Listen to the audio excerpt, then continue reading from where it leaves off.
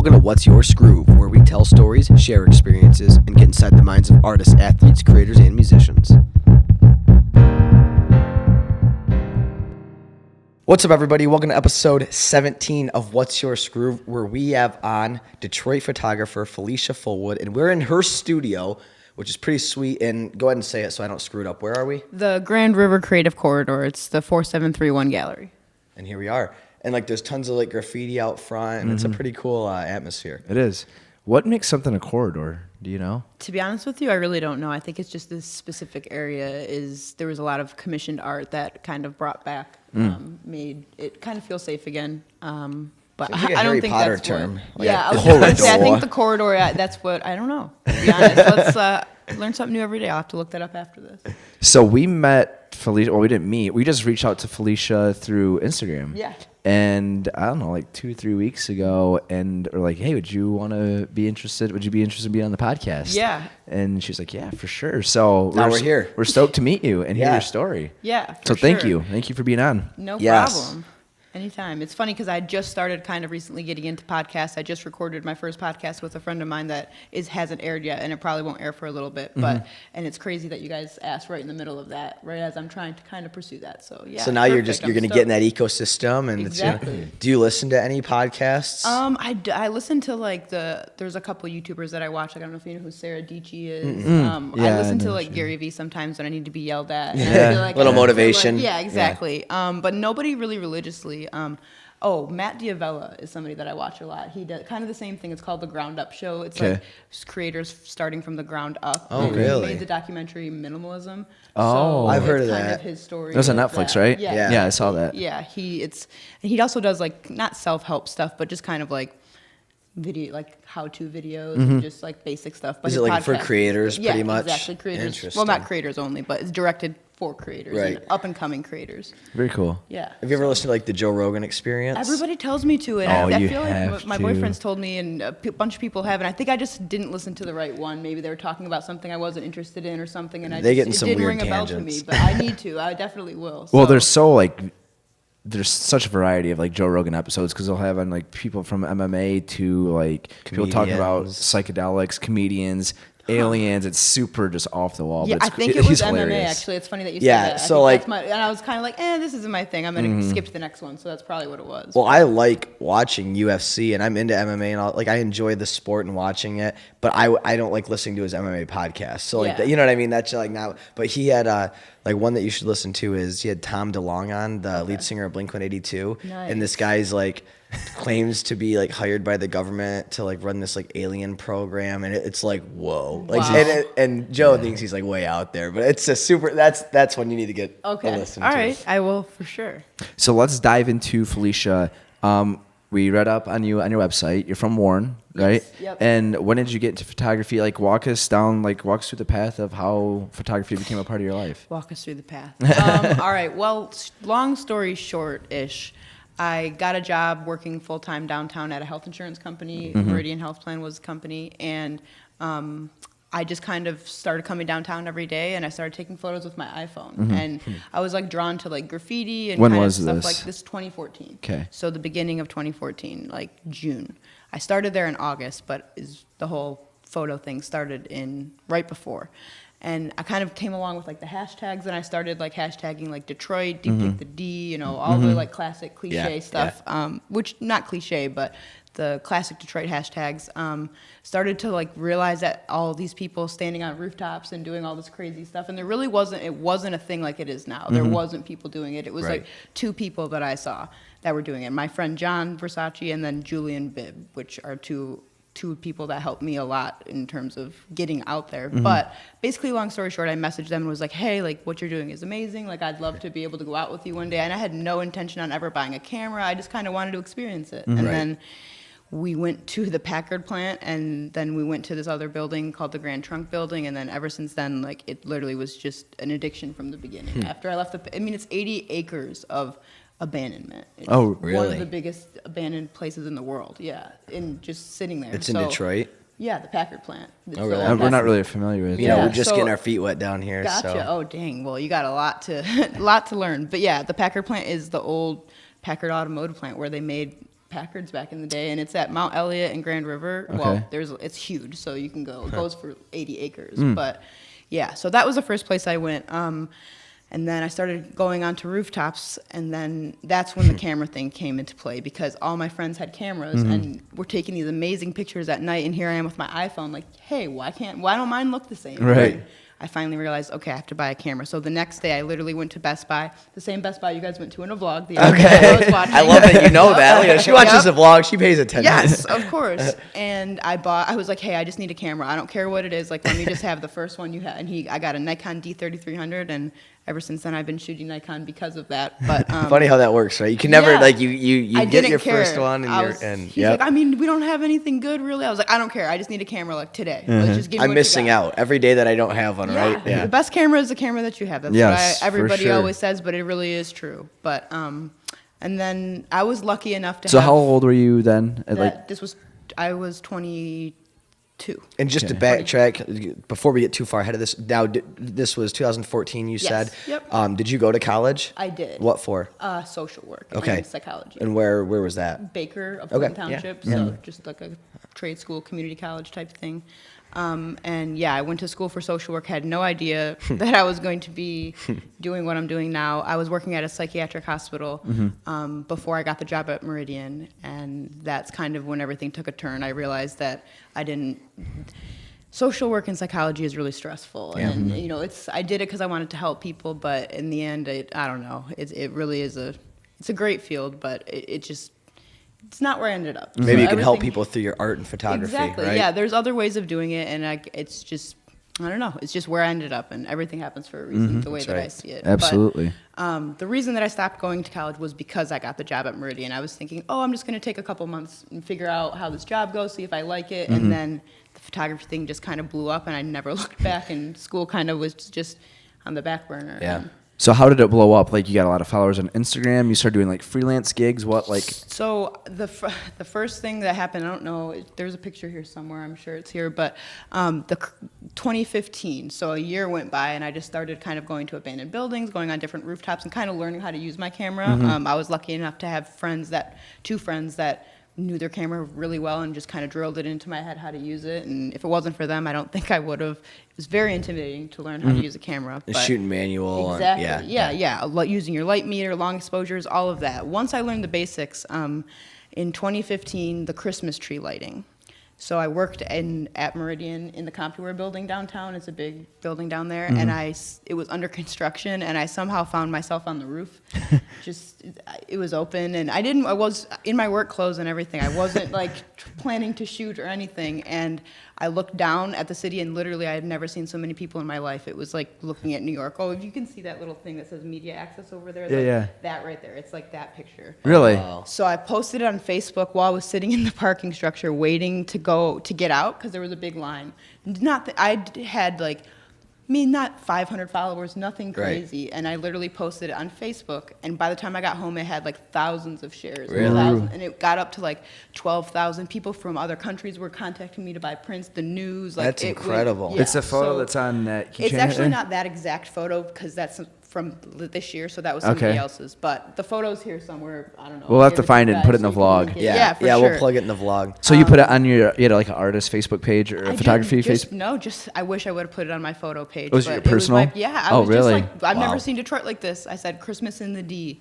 Was it on your phone or was it off your? It was your Nikon? Wirelessly. I took it with my Nikon. Okay. It was actually I took it on a 6,000 ISO on a crappy DSLR. So man. It was really grainy, and I really had to fix it in editing. But the picture that actually went viral was wirelessly transferred, low quality, barely edited. That's why I was like, why of all photos to go viral, it's this one, But that's what did it, and that kind of took it off and made me realize, wow, this could really be, a career. But at the time, I didn't really think it was possible. I'm like, this is just a fluke, whatever. So I continued working for another 2 years, and then not until recently, a friend just was like, why are you still working? Yeah. And she kind of just broke it down to me, and I was like, well, because I have to survive. And she was like, well, you can do photo full time, why not? And I was like, and I couldn't really give her a good reason besides like I didn't want to disappoint like my grandpa. I know that sounds so lame, but like that was the truth. Like, and when I realized that, like, no disrespect to my grandpa if he watches this or listens to it, which he probably won't. But, I hope he does. Yeah, I'll show it to him. Yeah, you know, cool. but no, my point was that I realized like, damn, that really is. Excuse me if I can't swear, but no, that you really is okay. That's yourself. the only thing holding me back is like what my family thinks of me, and like that was just how it had always been. I grew up in a time where you had to go to college. Like it wasn't a question, you know. So I mean, you listen to Gary, and what does he say? yeah, you know, it's like exactly. Well, you know, I never would tell anybody not to go to college because for us specifically in our field and creatives, it's not necessary. But a lot like you have to go to school to be a doctor. I wouldn't, you know, sure. I don't want to, or a dentist or anything like. But you can't just pick up a camera also and be a professional photographer. You have to learn the trade. You got to put the hours in. Exactly. Nobody can buy a welding machine and become a welder in it. Right. You know, it takes time. So you have to put in the work no matter what. School might be the right thing for somebody that needs that focus and needs to be driven and depends on pushed. the individual. Exactly. Yeah. Like I just was interested in it. I had no idea it was going to turn into a career, and I think that passion is kind of what people saw and was like, wow, she's really, you know, doing it no matter what, even if she's not making money. And then that in turn led to other opportunities and bigger, you know, jobs and clients that now I'm able to do it full time. So when you were working still full time, were you doing freelance stuff on the side? And like, were you doing weddings? What were like? Yeah.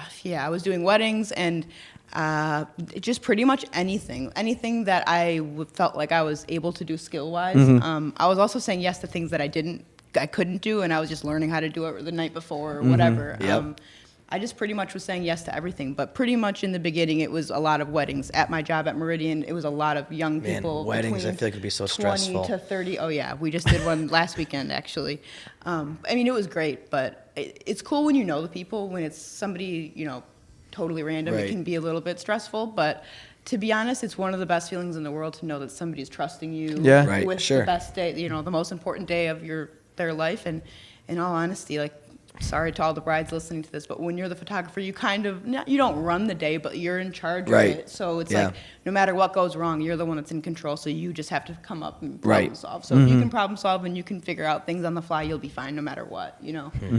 But that was kind of what started it for me. And like image licensing is another good way that I make money just randomly. Like the Tigers contacted me a couple months ago and I sold an image to them, which was huge. Did you post the image somewhere they saw it and wanted to license it? It's funny. It's just a picture that I was on a roof with somebody that was out of town. I'm like, oh, let's go. I'll show you this rooftop. And 3 years later, they just randomly, it was on my website. I don't think I ever posted it. It was like a picture I was never proud of. I probably wouldn't have posted it. I mean, it was not a bad picture, but it's good enough to put on my website. And apparently they saw it somehow. Really? Yeah. That's I get so cool. a lot of hits on my website. Like the analytics, I'm really surprised at it. And I think it's just because of like keywords and like people searching for keywords of like Detroit skyline, and that's how it comes up. But I was like, wow, that's crazy. There's a lot of people looking. I better fix this up. You know? Yeah, for sure. So I want to talk about these rooftops. So like, well, number one, like, so heights don't bother you at all, or is it something like you could care less? To be honest, I never really thought about it until I was up there.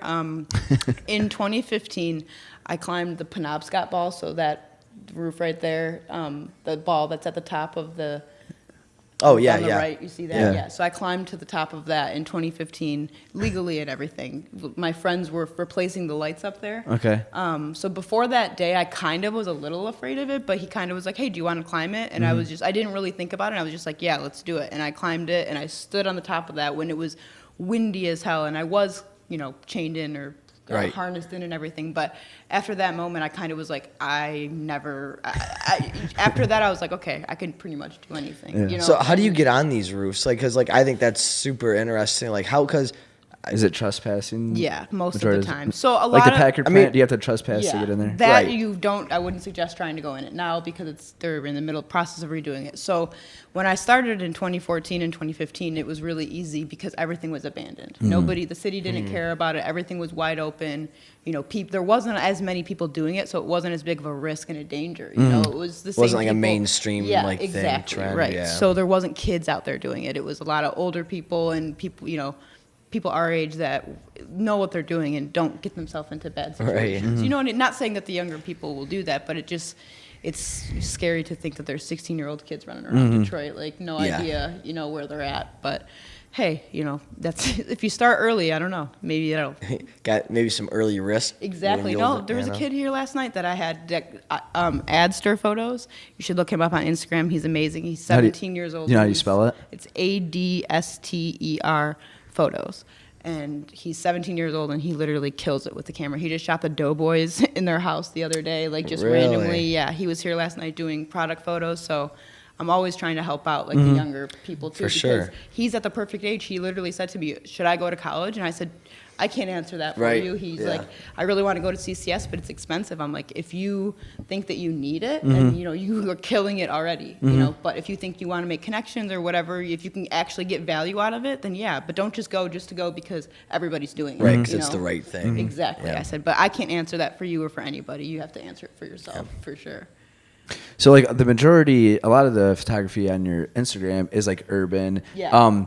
So like you started doing that, but then you started like you're making money doing weddings. Was that like a hard transition for you to photograph people, or like that more like kind of like lifestyle in the moment stuff rather than city urban? It's definitely a lot harder. It's kind of a completely different way to look at it. When I'm out shooting like cities and urban and landscapes and stuff, it's just shooting for myself and whatever I think is going to be good. Where if I'm shooting a wedding or an engagement or a family photo shoot, I'm shooting for somebody else. I'm looking what's going to make them happy. So it's a little bit tougher, but I typically work with a lot of people that I know and know pretty well.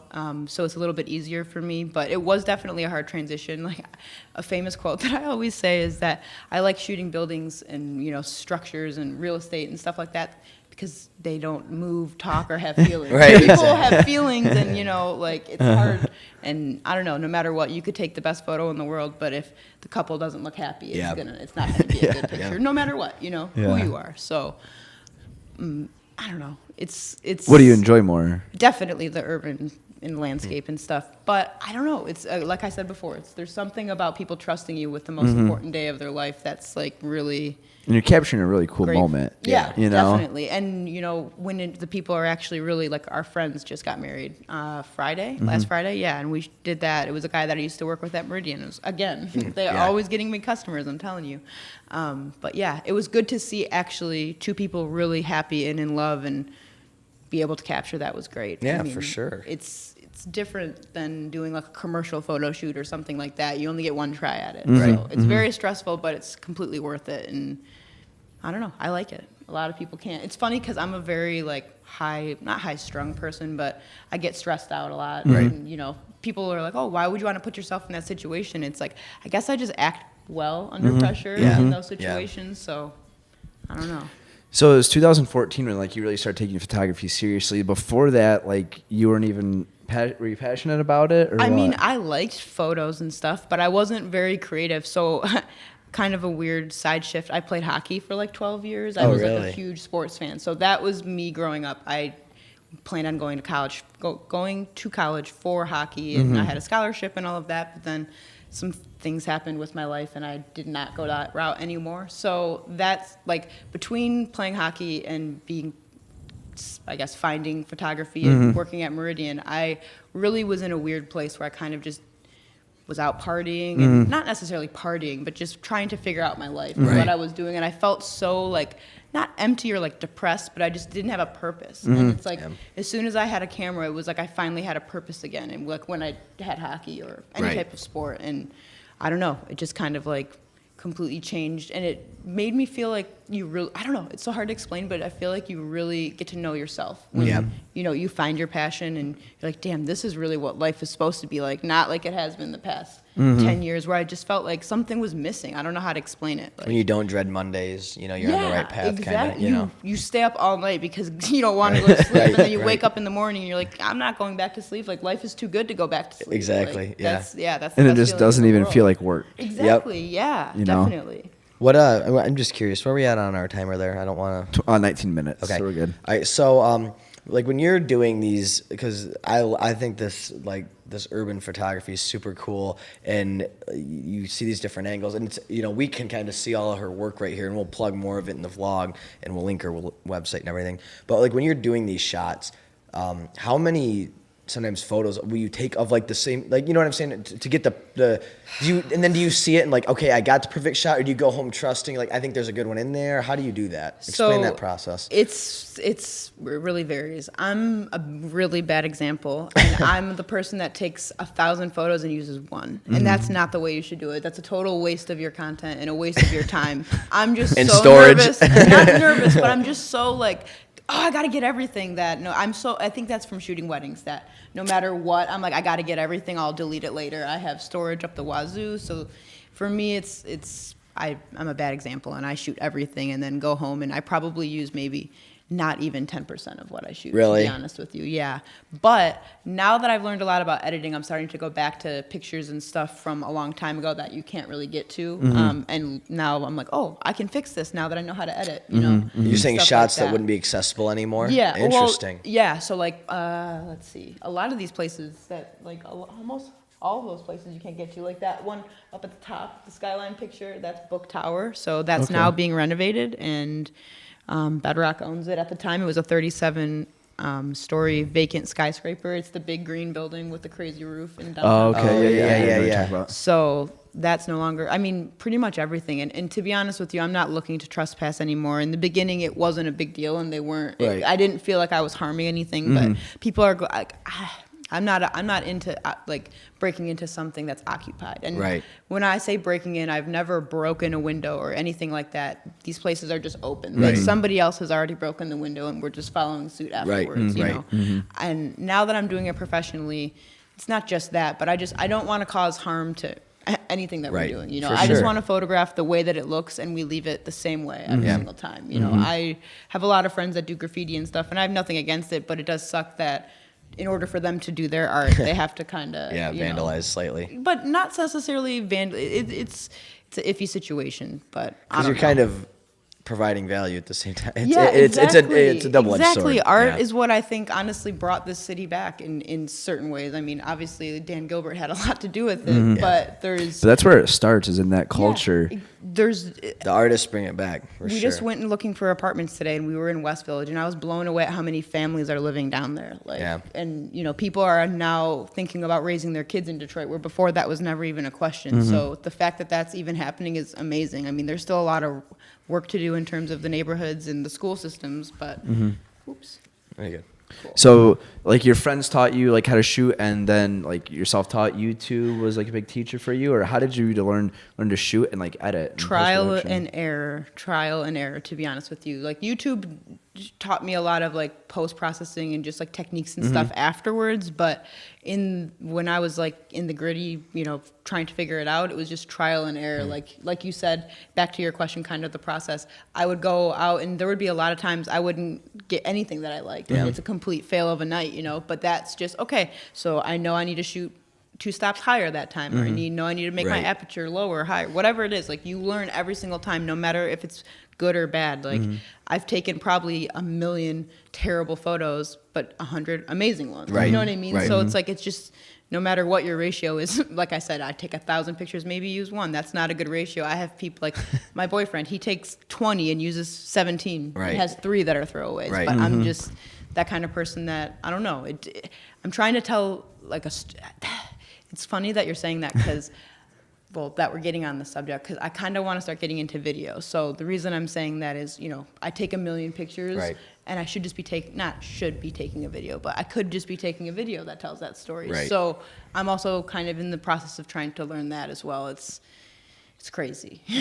Yeah, and it's weird, like, how they seem like super similar like dynamics, like photo and video, but they're like really, you know, there are some traits that carry over, but they're really 2 completely different things. Yeah, definitely. It's a different form of like creation, I feel like. With photo, you're taking what's already there and kind of making it your own, and where video, you can literally tell a story with words and make more than a couple seconds of them looking at that photo. You know, I don't know.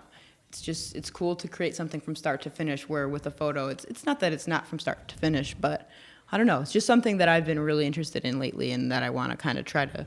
I think you should do it, and our viewers should hold you accountable. Yeah. All right. Well, I don't like to film myself, so there won't be a lot of that. But maybe by in the next like 2 months, you do one sweet edit. Yeah, no, I have a YouTube channel, but I posted one video, and I think it's a fire. Like the first of the year, we went to a fire, and I took some video, and I tried making something in iMovie with like a transition and stuff, and it's on there. But other than that, and we went to Vegas, and I did some time lapses and stuff that I'll probably put together. We actually took a lot of video when we went to Arizona, Utah, California, and Nevada. Just for fun? Yeah. It's cool. It's cool to have that stuff. Yeah, we flew to Vegas and we rented a car and drove through like Zion National Park, the Grand Canyon. We went to Vegas, we went to Death Valley, we went everywhere. So we took a lot of video in that, and maybe I'll try to stitch something together That'd be cool. and make a little video. Yeah, that's the plan, at least. Do you like photographing fire? I do, yeah. Because like on your Instagram, there's that, and you said you just went to a fire, and I was going to ask. I don't want to say I do. I don't like fires, period, because it's, sad, and it's not something that I try to. It's just something that I came across. So like that big one, the one fire photo that I'm known for, that you guys are probably talking about, that you saw. Yeah, yep, that one right there. I'm gonna just. Do you mind if I put Yeah, no, for sure. So all these, we're talking about all these visuals, and nobody can see them. Here. Yes, so that's just sometimes we listen to the fire scanner, but in the beginning, That's so cool. That is cool. Yeah. Okay. In the beginning, I was literally just driving down the street, and I saw thick black smoke at that fire on my way home from work, and I'm like, I'm probably gonna go see what this is. And it was just in the middle of like the straight hood, so I was pretty scared. I was like, when I first started photography, and I didn't really know if you were allowed to shoot fires or what, and I just couldn't. To help myself, I just got out and started taking pictures, and I just literally got right behind them and got the shot, and they turned around and they're like, what the hell are you doing? And I was like, sorry. And they're like, I mean, you're fine if you want to stand there. And I was like, okay. And then once I realized that like they don't care as long as you're not in their way and you're not, harming them, they kind of like the photos afterwards. Oh yeah, I'm sure. But I didn't really know what I was like getting myself into, because like I took the picture and I got home and I was like, oh, this is going to be cool. And then when I looked at it and how like powerful it was, there's a couple where the firefighters are literally just standing there with their hands behind their back watching the house burn, because it was the last vacant house on the block. So they're not going to save it. They're going to let it burn, and they're going to wait until it's gone. And then now there's no more vacant houses on the block. You know what I mean? So it was kind of like, I still at shows tell stories of that. Everybody asks me how I get the fire photos, so it's funny. Well, I remember when I was in school, I don't really remember, but like we watched like this short documentary, and I guess like I'm pretty sure, and somebody will correct me if I'm wrong, like the Detroit Fire Department is like one of the most like infamous fire departments in the U.S. because I think, or for many years, I don't know if it still is, because they had the ratio of actual firemen to the number of fires was like higher than anywhere else in the world. So like they were, because they didn't have enough firefighters, and there was just so much arson going on that like they were super notorious for like having to be good at their job. That's so cool. That's super interesting that it might parallel with, you bringing this to life for them. Yeah, I've met quite a few of them, and it's funny because a lot of them won't say anything to me afterwards, but they find me on social media afterwards and are like, hey, I saw you at the fire. Did you get any photos or something? And it's like, because I don't want to bother them, but I always want to be like, hey, here's my card. Like if you guys ever. I'm sure they'd love to see those. Yeah, for sure. I actually have framed a few of the really good ones and brought it into them and That's stuff. sweet. And they were really appreciative of it. I don't know if I said that What right, is it? What is it about fire that you like? I mean, I think it's just because it's so powerful. It's like not a lot of people get to see something like that, and it's just kind of like, I don't know. And in a way, it's weird because it's almost like I see it like the old Detroit like burning away. Not the old Detroit, but like the metaphorically. Yeah, kind of cool. like I don't know. It's hard to explain, but. It's also like very sad. One time we went to an occupied fire, and the person like was very heated that we were there with the camera, and she was throwing stuff at me and was not happy, and I felt like I violated her so bad. So I'm like, man, it's definitely something that I respectfully shoot, and I'm not out there trying to just run around with my camera and make $1 million off of people losing their house. That's not what it is at all. Sure. It's more I'm just there kind of documenting, telling the story, and my perspective of what I saw, I guess, for the people that don't get to see it. So we're kind of jumping all over the place here. Before we go ahead. Fire, are you going to leave the fire table? Yeah. So I just thought that was a really cool point, and I wanted to touch on it before we got away from it. Is like, so you guys got, how did you, the fire scanner thing, how did that come up? How, like, is it like a police scanner? You can move that microphone. Yeah, put it wherever you want. There we go. Perfect. Okay. I don't know how it started. I think that I just started like Googling like how to find fires, and like my friend Jordan mentioned using a fire scanner, and you can just Google like Detroit fire scanner, and you just push play and it plays. Oh, right so off the internet. You don't need like a hard. Yeah, hardware. there's people like, I don't know if you guys have ever seen the show Stringers. It's on Netflix. It's like about these people in LA that like they listen to fire scanners and police scanners, and they get to the accidents before. Oh, I've heard and they're about like that. they're like the media. It's like And that then one they movie sell- with Nightcrawler. Jake Yeah. Gyllenhaal. Have you seen that? Yep. But it's real life. Yeah, I that's- actually haven't seen that. I should. It's disturbing, But- It's a it's good movie. Jake Gyllenhaal's a good actor, so it's a good movie. But it's disturbing. It's Yeah. exactly what you're talking about. Yeah, but same thing. So they have like the real professional, scanners and computers, and then they sell all that to the media. But that's not why I don't do it for like the media purposes.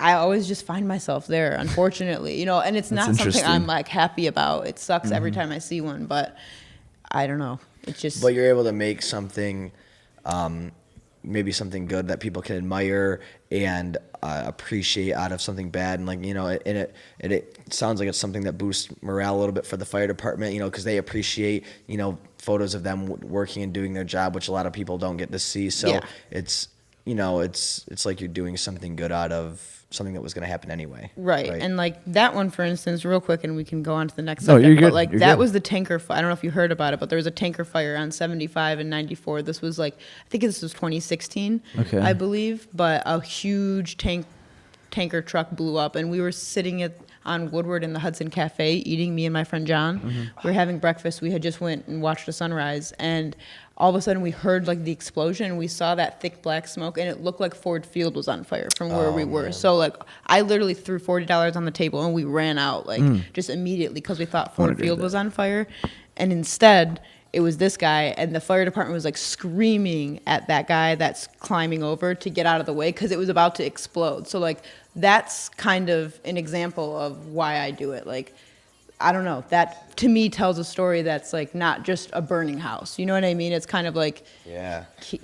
All you podcast listeners, check out the video because we're showing some of these photos intermittently. So Yeah. check out the Just YouTube a link. random dude that's like in the suit. I don't know if he was like, because I mean, he definitely wasn't driving looks the like a- tanker, like a- so I don't know why he was over there, to be honest. We That just looks like ran from up a and movie. I know, that yeah, does look that's like a movie that's- still. Yeah, that's kind of why I printed it. I was like, I don't know if I should print this, but it just it's just kind of like a moment that I'll look back on, and that's honestly again what it is memories. Like, it's crazy how like I don't even know. I'm trying to think of how many fires I've seen. That's really interesting. A lot, too many, unfortunately. But yeah.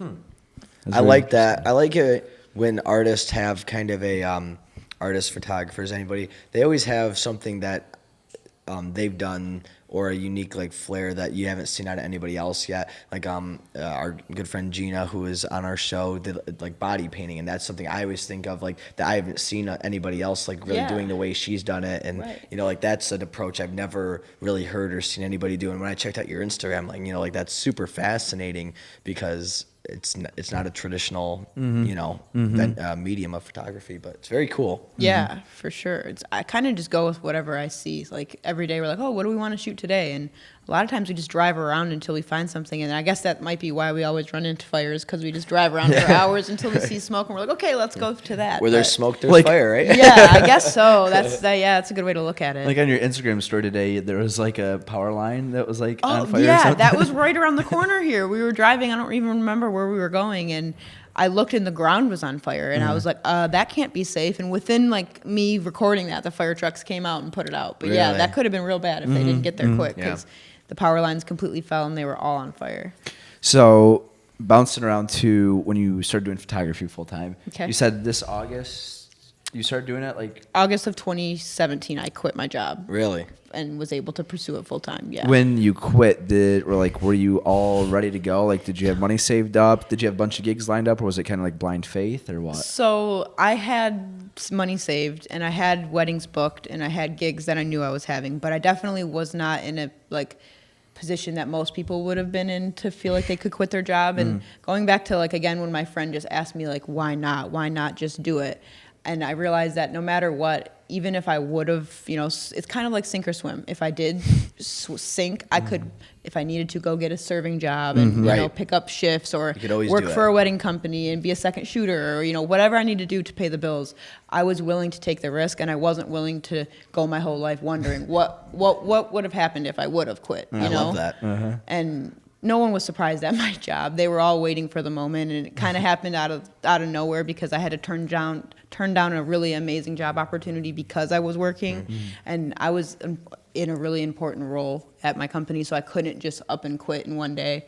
So I kind of had to give them a notice, and I just walked up to my manager like, "Hey," and she's like, "No, you're quitting, aren't you?" And I was like, "Yeah, I guess it's time." And she was like, "No," and everybody knew, and I don't know. It was really no surprise to them, but it was just funny. I didn't really have a plan. I had been talking about it for a while, but I just after the light bulb went off when I had to turn down the last job. I was like, this is the last time I'm doing this. But I it's need good that to you do did it on now. the right terms with your job and didn't say, "Oh, I'm going to take this gig." Like I think that you handled that the right way, and sure. that's how you should do things for sure. So if it wasn't for them, not them, but if it wasn't for that job, I don't think I would have, number one, found photography, or number two, been able to handle the corporate world and learning how to grow a business and be in a meeting and pitch and do all those things, and being in a leadership role in a very well-known company was something that I don't know if I would be where I am without it. Well, it's like what you said, and something we believe in, and it's been a very common theme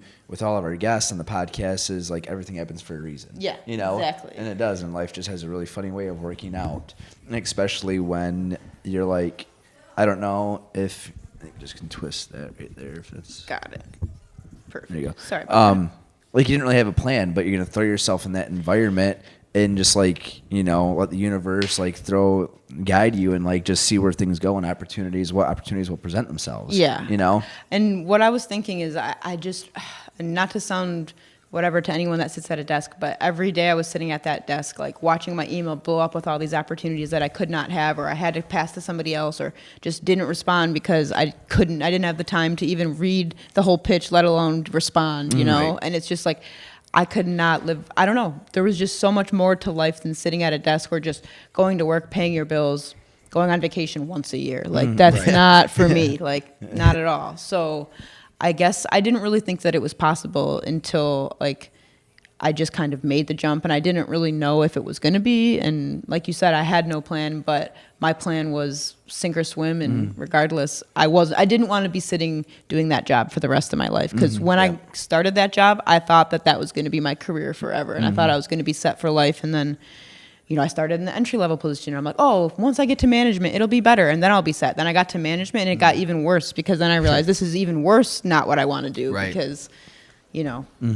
so, but I'm glad all that happened because who knows what would have gone on without that. And it takes a lot of courage, too, especially when you have a safe job like that, just to take that leap of faith. Yeah, I felt really irresponsible, and I still do to this day because I feel like I could have probably saved a little bit more money, and we probably could have moved before I did this, but I bought a car. I did all the big things that I needed to do before I quit, and it was kind of like a now or never thing. And I already feel like I waited too long. Had I quit when that Christmas tree picture went viral, and I had all the connections that I had at the time, and I was really in the game and, out there every single day, not that I'm not anymore, but I was, I feel like if I would have done it then, who knows what would have happened. Mm-hmm. I waited 2 years and kind of things slowed down a little bit, but not in terms of work, but just in terms of I feel like me really pushing and putting myself out there as trying to make it, because I wasn't really trying to. I don't know. I was just out there just doing my thing, and people were just wanting to work with me because of it. So, and I think that's the most important thing for other people that are wondering how they can do it. Photography or videography can be really hard. Nobody wants to pay for stuff anymore. They all want it done for free. Oh, let's collab. It's free exposure, whatever. But that's how I started. I started doing free shoots with my friend. I built a portfolio, a lot of stuff, I'm like, hey, I might not have ever done this before, like a real estate shoot, for instance. Somebody hit me up for a real estate shoot, and I got really lucky, and it ended up being $1 million home for my first real estate shoot. But I was like, I don't know what I'm doing, so I'm not going to even charge them. I'm just going to do it for free until I figure out what I'm doing. And then once I did that, boom, now I'm in with a really good real estate company, and you just continue to grow from there. You know what I mean? Yeah, for sure. Well, there's something that kind of important that I think you just said. And you're like, I wasn't really like looking for different jobs and stuff like that. You were just doing what you wanted to do, and opportunities presented themselves. And you notice them, right? You're open to opportunity, but there's a quote that we love, and it's the secret to winning any game lies in not trying too hard. Yeah. And it's like having that like yin and yang a little bit, this like balance of opposites. Like I'm going to go out and do what I love, and in turn, like I just know things will just kind of pop up. Doing what makes me happy and what I know I should be doing. Exactly. Yeah. And I think I never really heard that quote, so I'm glad you said that, because it's another thing to drill into my brain. But again, with the trying too hard thing, I feel like, how can you try too hard to be a freelancer? Beg people to work with you. So it's like, you just need to do your thing. Right. And people, it's funny because somebody asked me, they're like, I don't understand. You don't market, you don't do anything. Do people just crawl in your inbox? And like, not to say they do, but that's kind of how it happens. Like you just wake up one day with this amazing opportunity in your inbox, but it's not for nothing. It's because you put in the hours, exactly, and passion a billion pictures and determination, and your ambition shows in your work and what you do on a day-to-day life, not just if you post once a week or whatever it is. So I don't know. It's just about putting yourself out there and not having to worry about what other people think. Like in the beginning, I was like, oh, people are going to think I'm, whatever for going on in abandoned buildings. Girls shouldn't do that, whatever. But I was like, who cares? If nobody wants to do it, then whatever. And at the time, I feel like I wasn't the only girl doing it. There was other people, but now there's tons of girls doing it. So I'm hyped on that. That's awesome. I'm happy that other people are realizing there's a lot in this world, and most people don't see it, not even just in the world, but even in the city. Like I'm mind blown. You guys don't know what Packard is. That's crazy. Yeah. But we definitely need to go exploring around Detroit. You need to take us around, and we'll do a photo up. You can show us some secret spots. Yeah, we'll do a vlog. We'll do a vlog. Yeah, that'd be sick. And then you can, I'm sure, give us some photo tips, because and that's like you're talking about doing your thing. And I think the other thing it really comes down to is just putting the hours and taking. You know how many bad videos we've put out? Like we've been doing 60 seconds of Skroove for over 600 days, and that's how we became better at making videos, because you just do them every day and you take photos, and I think people, you just can't be afraid of. I don't think people are afraid of putting in the hours. I think they're afraid of putting failure. They're publishing content that's not good because they're not a great photographer yet. But I think that's how you get good. Like you have to do that stuff and not care about what other people think about your work. Go scroll down on my Instagram to the bottom. I haven't deleted anything. Go look at the beginning. It's pictures of my cat, my hand. I don't even know what's on there. I took some terrible photos in the beginning, and like got I said, you to where you are today. Yeah, and go watch episode 1 of 60 Seconds of Skroove. I probably will do that after you guys leave. Please don't. Right, but and then again, not to sound harsh, but to the people that are worried, not to sound harsh or saying that you can't, but the people that are worried about it, maybe this isn't the field for you. Yeah, because you shouldn't be worried. You shouldn't let something like that stop you. Regardless, you're going to be put in way tougher situations down the line.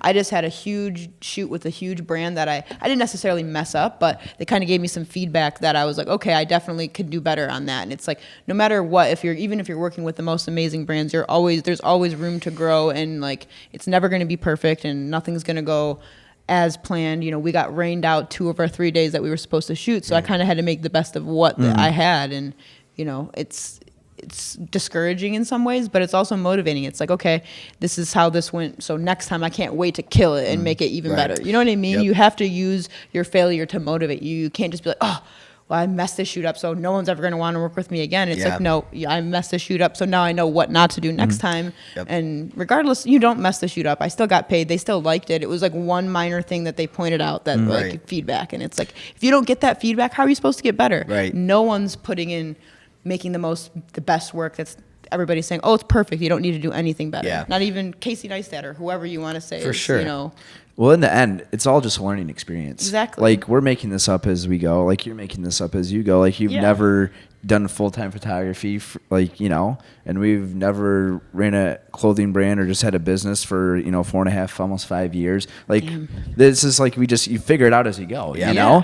And it's all really a learning experience. You have different events or jobs or make different videos and work with different people, and you just take different things from it, Exactly. And just helps you progress and figure out how to handle things and do things next time. Yeah, For sure. Win or lose, you know? Exactly. And I guess that's the bottom line is what you want out of it. And I don't think that anybody started in the creative field thinking, oh, I'm going to make a full-time living being a photographer. It's like, no, they just started taking pictures and they realized, wow, this is awesome. And wow, people will pay me for this. And then, okay, how can I make this into a business? You know, Right. But I don't try to, it's so hard because I try to still separate business from pleasure when it comes to like photos. Like sometimes I'm like, I'm not taking any client photos today or checking my email or no social media. I'm just going to shoot and go on vacation, let's go to the UP and do something or whatever it might be. I try to separate it because it can get really stressful. Even just having enough pictures to post every single day. Like the past couple months, I'll be honest, I've maybe went out in Detroit shooting like 4 or 5 times. So I'm going through my backlog of trying to find stuff to post just to, because I want to be able to keep it just pushing out consistent. content. How often do you post typically? I try to post once a day. I haven't posted today, and I don't think I have anything prepared, and it'll probably be too late by the time we're done. But I don't post just to post. I want to make sure that like it's something that I'm proud of, Right. And I think that's another thing. Like people will tell you, oh, you have to be consistent. You have to post twice a day at these times, whatever. No, just post your best work and don't worry about the numbers or the engagement. Yep. Like that's another huge thing. So many of my friends are quitting Instagram or don't want to even take pictures anymore, and it's like because you're not getting likes, then clearly you don't really like it. That's and not what that it's. You sucks. can't live by likes Yeah. and die by likes. You'll For sure. quit. Art is subjective, so even if nobody liked my pictures, I would definitely still be out taking pictures. But I mean, I don't know. It's just people get so discouraged by it, and it sucks that that's the way that it is. And I think that's just because clients will look at how many followers you have, your engagement percentage, your rates, all of that. That's all how they determine how much they're going to pay you, if they're going to work with you at all, or what it is. But that's why I always tell people, like, just do your thing and do it 100% and give it everything that you have, and don't worry about anything else, and like good things will happen. Like everything falls into place. Like I never ever imagined that I would be where I am today in life, not even in photography. Like when I got the job at Meridian, I never would have thought I would have had such a great job like that. And then it's like, okay, now what's next from that? Right. And it's like all I ever wanted was to make a living full time doing photo. Now I'm here. Now what? What's next? So it's like, damn, like you're constantly going to be challenged in life, in business, in relationships, in whatever it is. And if you can't continue to grow and to like not stick with the punches, what's the word I'm looking for? Like shift gears and navigate that, then you're going to be in trouble. But if you're one of those people that just wants to like, every once in a while I think about it, I'm like, man, I kind of wish I could go back to not having to think and just waking up and working for somebody else and then going home and being able to shut everything off. Because it's like right now my email is probably going off and I probably have a message that I should check, and it's like, when do you find the time to turn it off? But there's no way in hell that I would ever trade what I have now for what I had before. And that's not because it was what I had before was bad, but it's just now I know the possibilities and what's what's really on the other side. Yeah, exactly. Like the grass isn't always greener on the other side, but in this case it's Definitely is. so much greener. Yeah. It's so luscious. It's turf. I'm over here drinking the grass. So what is next for you? Like, do you want to have like ambitions and dreams of like going to bigger cities like New York and like doing photography of that? For sure. Yep. I've been in New York twice. It's funny. I guess I can talk about it on here. It's the only time I've ever been arrested on a roof was in New York. And that's kind of what stopped it for me, because I realized how serious they took it there and how like I did kind of screw up and whatever. But will you tell the story? Yeah. Is this an exclusive like first release of the? I think I talked about it on the other podcast, but I don't think it's going to be out before this one. Okay, so take it. this is an exclusive tomorrow. release. Sorry to my family that's listening. I don't think I've ever told anybody this. The only reason I never talked about it was because of my job. No, it's Grandpa, fine. turn it I off. didn't do anything wrong. I literally long story short, me and my friend John, Ether Detroit on Instagram, John Versace, we went to New York for my birthday in 2016. And we met up with this guy, NYC TME was his name. And he's really big in New York. He hosts Insta Meets and all that stuff. So we met up with him and he took us on this roof and it was awesome. It was right by the Brooklyn Bridge. It was like, it seemed really chill. It almost looked like we were allowed to be up there. Like it literally said, don't let the door slam on the back of the door when we left. Or the roof door when we opened it. So I was like, oh, this is like legit. We're allowed to be up here. So we were up there for probably 20 minutes that night with him. We went down, we went back to our hotel, whatever. And then the next day, right before we left, we were like, let's go hit that roof one more time. It was like 2:30 in the morning.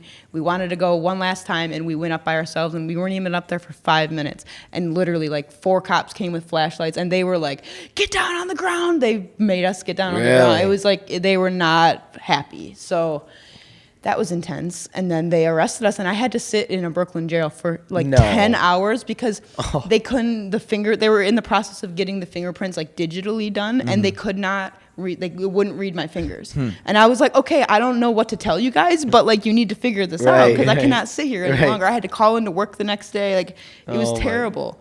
But it ended up making us have to go back to New York again because we had to go back for court. And it ended up being fine. I just, paid community service or whatever. And the cops were actually really cool about it afterwards once they realized that we were just up there taking pictures. And the reason it was such a big deal is because it was so close to the Brooklyn Bridge that we were considered a terrorist risk. Really? Being so close to a border bridge like that. Really? Apparently is what they said. How did they know you were up there? There's like security cameras? Yeah, because on the bridge they have like every 100 feet they have a guy with binoculars looking on roofs for snipers. Is what they told us. I don't know if this is true because I've seen people back on the same roof. So it's like, how did they not see us the night before? Yeah. You know what I mean? Yeah. So I don't know if maybe somebody called on us or what it was. But regardless, it was. I don't want to say I'm glad it happened because it was a lot of money and stress at the time. But hey, it's a cool story. It was a cool story. Did you get any sweet photos? I did. I got did one Did they make photo. you like delete them or anything or no? No, they didn't. That's cool. I didn't really say anything about it. They didn't know how to they had to unhandcuff me so I could take off. They wouldn't handcuff John the guy, but they unhandcuffed me so I could put all of our tripods down. They couldn't figure it out. It was so funny. Like if you drop that camera, that's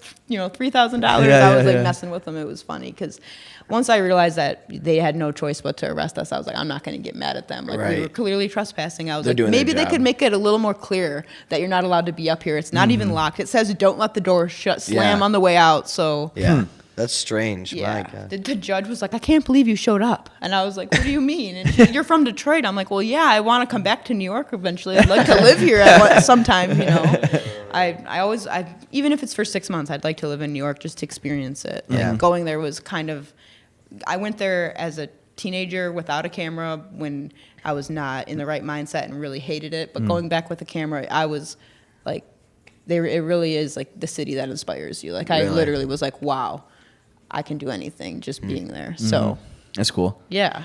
But like you said, to answer your question, yes, I would see myself traveling. And that's kind of what's next for me is I want to be able to establish myself here kind of and getting long-term clients and, maybe I need to still figure out what I want to do. I'm trying to figure out what is my, not necessarily niche, but I like doing real estate. I like doing commercial shoots. I like doing weddings. It's hard. And doing all of it is really hard. So I feel like, should I specialize in one specific thing? What is it? Because then you can kind of scale it. Like exactly. If 100% understand what you're saying. Yeah. Because it's like I feel like I'm half-assing. Like you're the real estate photographer or like wedding photographer. And once you brand yourself as that on the like the digital scale, like it's so easy for like word of mouth. Like, oh, this girl is the real estate. You know what I mean? Yep. So yeah, that it's. But things like that kind of have a way of working themselves out. Yeah, and it's not necessarily a bad thing. Like I'm too diverse to. I just almost said a Logic lyric. I'm too diverse to stay in one lane. But he's right. Like I feel like I can't just focus on only weddings. Like that would drive me insane. And 100%. I don't think that's really. I don't know. Do you want to keep doing like real estate and weddings, or would you rather just like make money off of doing? Oh no, yeah. If I could just make money off of traveling, like travel photography, there's this guy. If you're into photography and trying to learn how to do it, follow Brendan Vanson on YouTube. He's a huge travel photographer, and he takes you through everything from what it costs to what he does and how he makes his money. Cool. Like literally his monthly income and his expenses. It's really cool. And that would be the dream, but it's also really hard, to have a relationship, to have a family. You're constantly gone. Yeah. You literally don't live anywhere. That's a completely different lifestyle. And I don't know if I'm necessarily ready for that right now. It would be amazing, but I think I still have a little bit of learning to do in terms of like my craft. I want to learn, if I'm going to learn how to do video, I want to know how to do that before all that happens. For you know what I mean? I'm in a good place, but I still have a lot more to go before I'm ready to take that leap, I think. But I mean, if somebody offered me a job tomorrow to do it, hell yeah, I'm going. Are you kidding me? But long term, I don't think I can make that commitment right now. Right. Cool. Well, sweet. Is there So, I mean, like we're not like huge readers, but there's some books that we enjoy. Or is there, we talked about podcasts. Is there any books that you've read or any content that you may have consumed, whether it was a movie or book or a show that has really resonated with you that might resonate to other people that are maybe in where you were a couple years ago? Yeah, I'm trying to think. I don't read a lot. It's really bad. To be honest, I can't think of like one specific piece of content in particular, but I think just like watching people that like, this is gonna sound so stupid, but watching vloggers and watching them progress from like the start to finish and kind of seeing how they grow as not only like in their business as an individual and like as a person. Like, I don't know, I'm really inspired by watching other people. So I guess there's not one person in specific that I can think of. It's just watching everybody and being inspired by my friends that are like killing it. And I don't know. There's really not one specific piece, though. I should have been prepared for this question. I should have sent you something for that. No, it's fine. I can't think of anything in particular. Just there's a lot of awesome content out there. There's a lot of garbage, but if you can filter out, what's good and what's not, just find somebody that inspires you and that you feel like, oh, that was dope. I'm gonna go make something now. 100%. That's what I basically look for.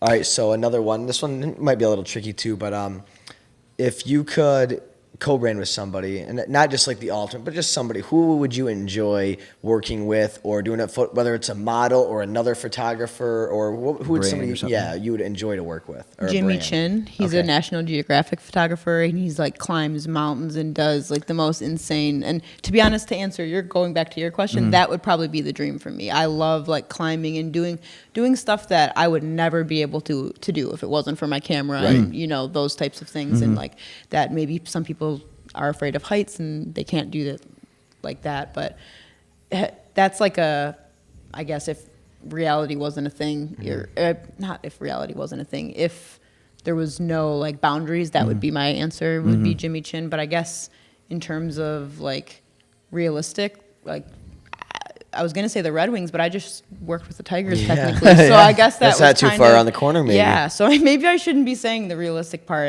Anything's reality now. Yes, it is. I would have to agree with that. Create your own reality. Yeah, I don't know. Maybe I think working with like the Michigan or like Visit Detroit or the Detroit tourism boards and trying to really like push Detroit, I think would. I mean, it's not maybe like my number one goal, but I feel like that would really mean a lot to me, just because I feel like the content that's out there with Detroit isn't good, and I don't. I mean, I feel like your photography would do a great job portraying that. I do too. Because your photography is awesome. It's very Thank good. you. It's very urban. It's very modern, and I think Detroit, people have connotations of it, and the people who are here have a better understanding of it. And it's going through such a huge like paradigm shift right now.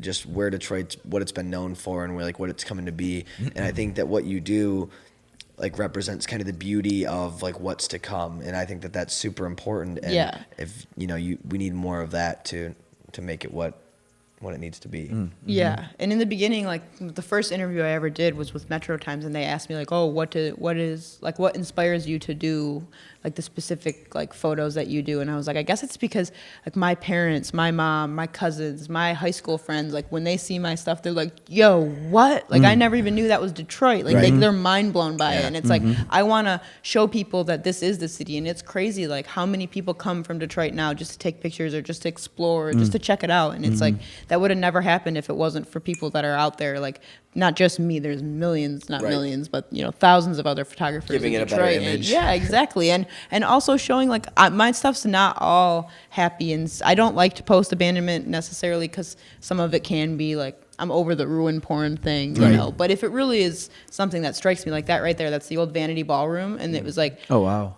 snowing, and it was just a crazy vibe at the moment. That's sweet. It's like, what was that now? That's the old Vanity Ballroom. So on Jefferson, it was a really fancy like old ballroom, and actually that dance floor used to spin, and there's like springs underneath, and I have a bunch of springs at my house, like, really? just as like because it's like my grandma and grandpa probably danced there back. That in the is day. so cool. Yeah, it was pretty crazy.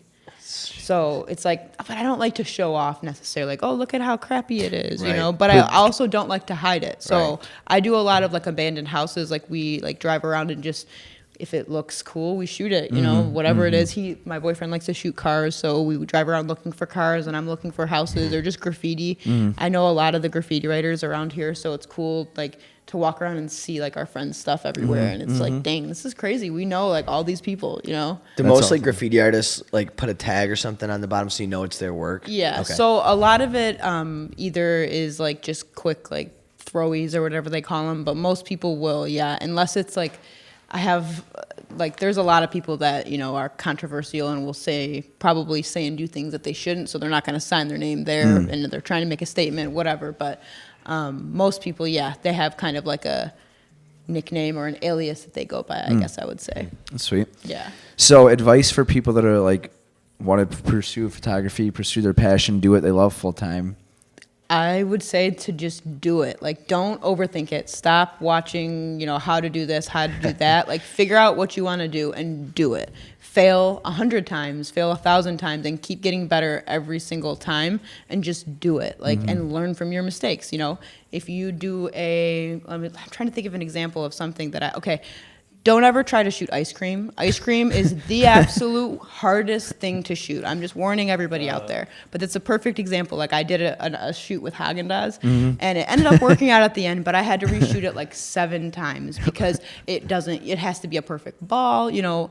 I did so many things wrong, and it melts. And the model eats it. Yeah, it wasn't a model. All I wanted was a 5-second video of somebody scooping ice cream out of a bowl. So I'm like, oh, how easy is this? This is gonna be so dope. But that's a perfect example of, like, you actually need to know what you're doing before you start doing it. So it's not that I didn't know how to do it. It was just the ice cream melted. There's a few variables. But the point is, I could have taken that and been like, dang, I really don't know what I'm doing. I'm going to quit this. And instead I was like, well, I know that wasn't my fault. It was the ice cream's fault. So I'm just going to keep going and make sure I shoot things that don't melt. And it was like the next thing I shot, I don't remember what, I think it was like food. And I was like, okay, did great, you know?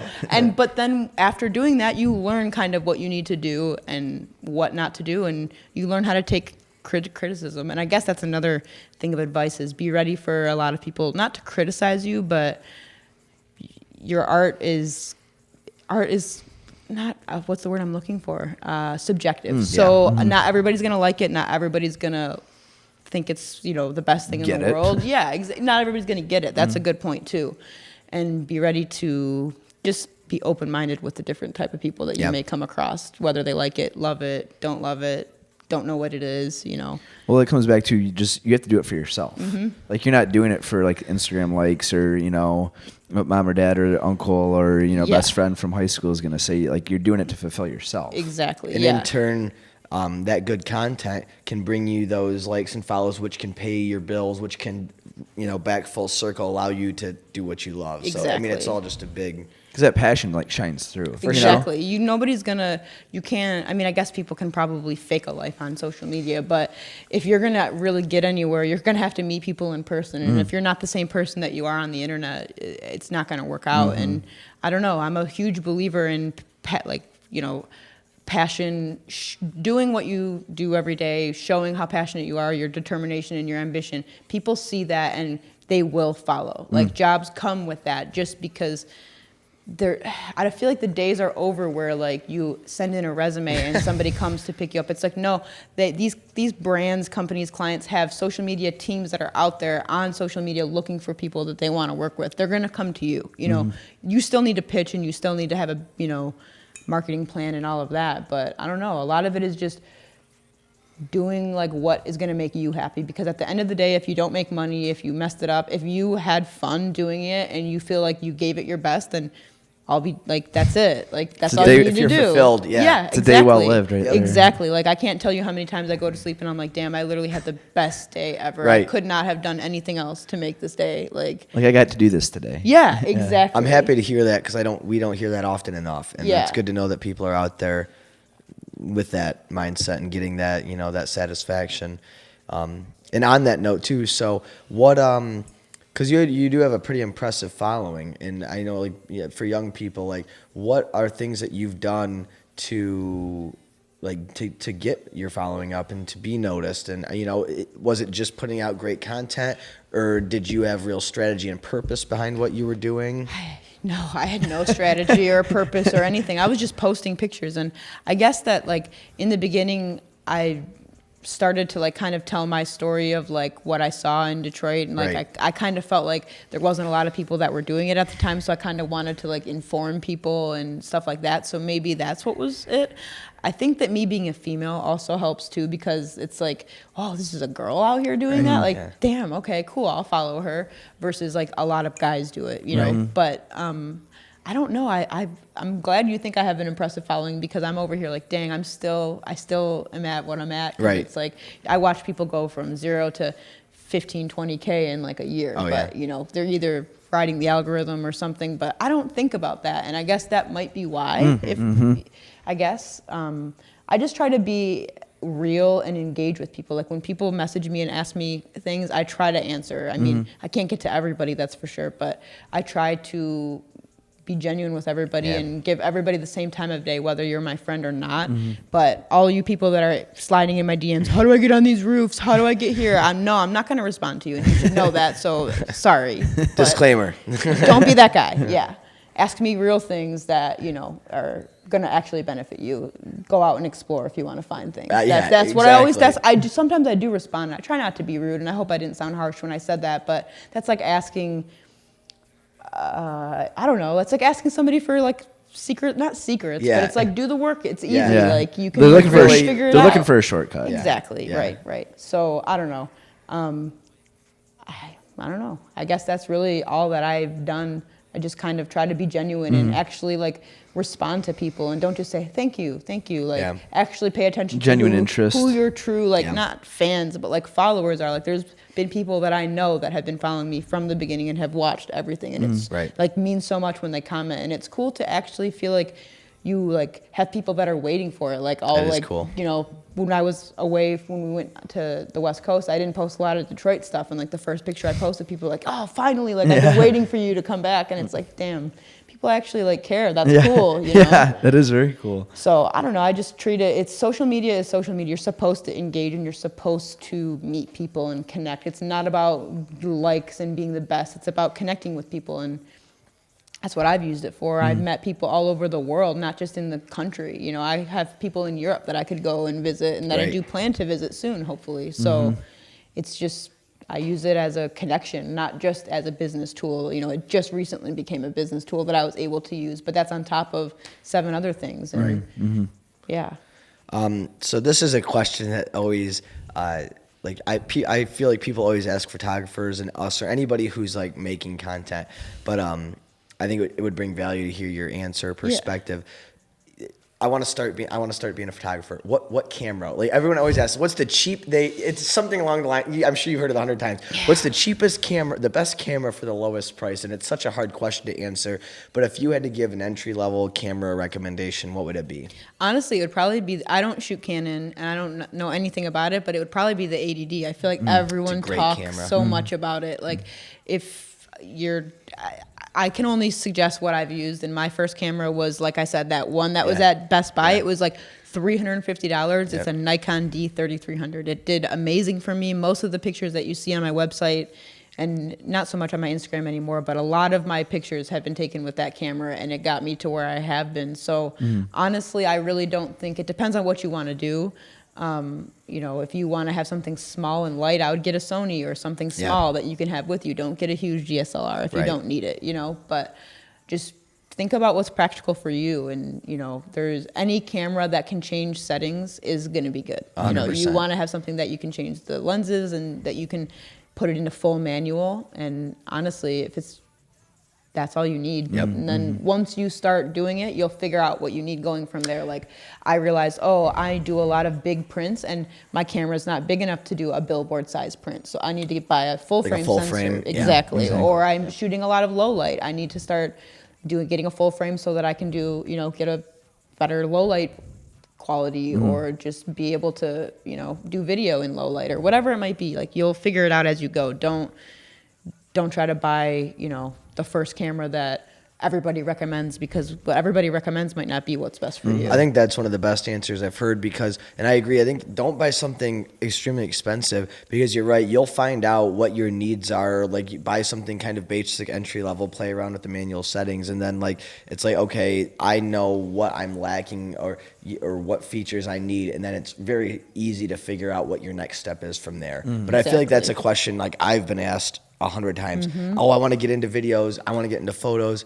Like, what camera do I buy? And like, I mean, my answer always is, well, just start with your phone. Like, yeah, exactly. Like, I was going to say that, is but like, yeah, but that's not a really good, yeah, that's still not a good answer. I tell them like, oh, the Rebels aren't bad and like things like that. But like people are so afraid of like using their cell phone, but in reality, yeah, I mean, it's if that's all you incredible. have, do it. I watched. That's what I started with, and until I started shooting at night, and like I said, I needed to get a camera because I wanted to take good night photos, and you can't take good night photos on a phone. You probably can nowadays. I don't know anything about iPhone photography because I have a camera, but I've seen some people. There's this guy, Frozen Frames on Instagram. He does like cool Instagram stories, and I was like, yo, what camera are you using? Like, this is such good quality. He's like, it's my iPhone. I was like, what? Incredible. So I need to like check myself. Maybe I should stop being so crazy and always bringing the big rig and just using my phone. But I don't know. I'm old fashioned, and I feel like I don't want phones to take over. Right. I want to still have a job one day. Yeah. Well, and for our listeners too, go ahead and check out our buddy. Why we're on the subject of this, because I think it's important. Like, it's about this, the story or the photo.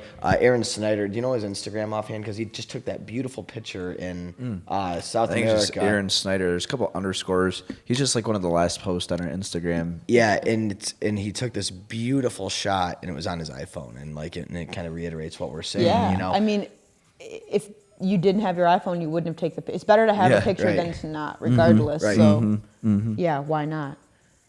Well, sweet. That's super Do you have any more interesting. questions? I had something lined up, and I can't remember. Well, I was going to ask, like, this is a platform for you, Felicia. So if there's anything like you want to talk about, put out there. To be honest, I'm all about just like people not being afraid to just like fail, to be honest with you, because in the beginning when I failed the first couple times, like I was so down on myself and was so like, damn, this isn't going to work. Like I screwed up type thing. And don't be so hard on yourself. Like most businesses don't succeed in the first 3 years. So if you're already making money without, trying, then think about if you actually did put in 80 or 40 hours a week towards your craft. And that's kind of where I was at.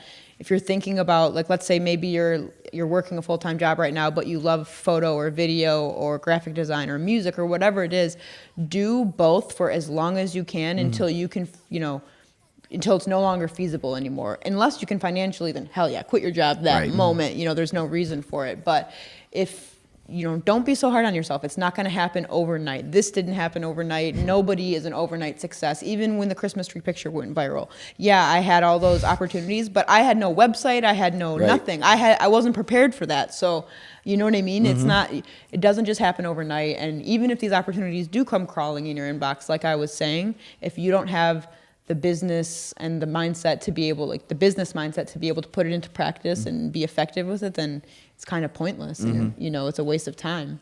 So I don't know. I feel like I go way off track with these, and I don't really know if I had one thing that I could say, but I guess just don't be afraid to pursue your passions, and you'll never know unless you try. That's right. Literally That is so true. You'll never know unless you try. I guess we'll end with that. That's what I think that's a good note to end on. Yeah. I love that. Give her a follow. Check out her stuff. Check out her website. She's got some beautiful prints. Thank you guys. Yeah, Appreciate for sure. it. Give her a like, and I'm sure we're going to see some big things to come in the future. I don't see any slowing down. Yeah. I say we do a vlog episode. We'll follow you around. All right. Yeah, Go down. explore downtown Let's Detroit. do it. You can for show us sure. the area. Yeah, That'd be cool. Be our tour guide through a photographer's eye. Yeah. Now, is it just Felicia Fullwood, or is there an underscore in there on Instagram? It's at Felicia_Fullwood on Instagram. And then my website is FeliciaFullwoodPhoto.com. And we'll tag all of that too Yep. in like the YouTube Yep. and everything. Perfect. Well, thanks The for comments. inviting us out to your studio. Yeah, And no thank you problem. for your time. This was fun. Yeah, no problem, guys. Come All right. back anytime. Thank you, and we will see you next time. Peace. Peace. Thank you guys so much for tuning in. All episodes of What's Your Skroove are available on iTunes. And if you like the show, be sure to rate, subscribe, and leave a comment. As always, there are free stickers on our website, www.skroovecode.com. We'll see you guys next time.